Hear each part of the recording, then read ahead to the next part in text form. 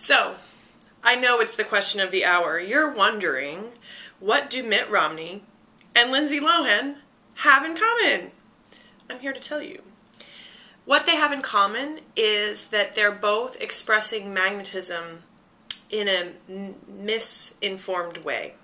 And it all goes back to vulnerability.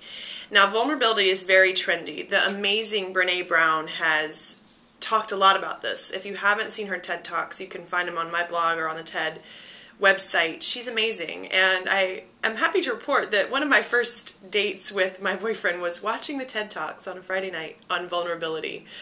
So how much more transparent can you get when you're talking about shame on the third date?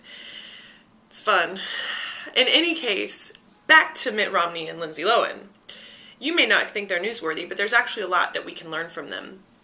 The reason that they aren't super magnetic is because they're not using vulnerability.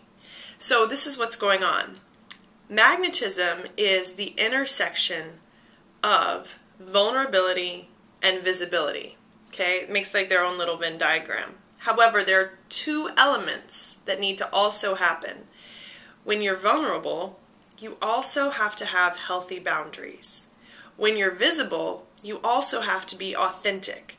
So, vulnerability with healthy boundaries combined with authentic visibility equals magnetism. Now, how does that relate to Mitt and Lindsay? Well, basically, Mitt Romney is bringing visibility that's not super authentic. So when he gets into that little Venn diagram, his visibility doesn't feel authentic. He can't actually be vulnerable and connect with people, with constituents. Lindsay, on the other hand, she's all kinds of vulnerable, right?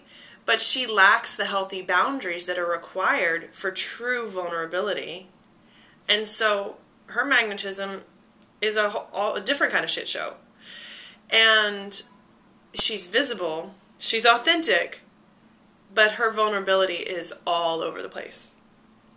So those are two very extreme examples of how vulnerability and visibility can be miscommunicated and then result in malfunctioning magnetism. So my invitation to you is think about how you show up. When you're visible, are you authentic?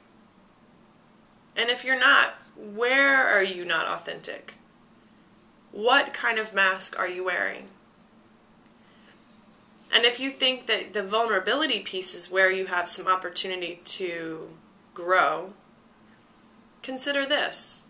Are your boundaries too well defended, or are they non-existent? Start to play with those things, and you're going to get closer and closer to your innate magnetism.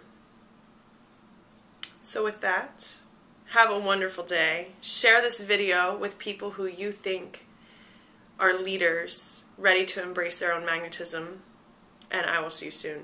Peace.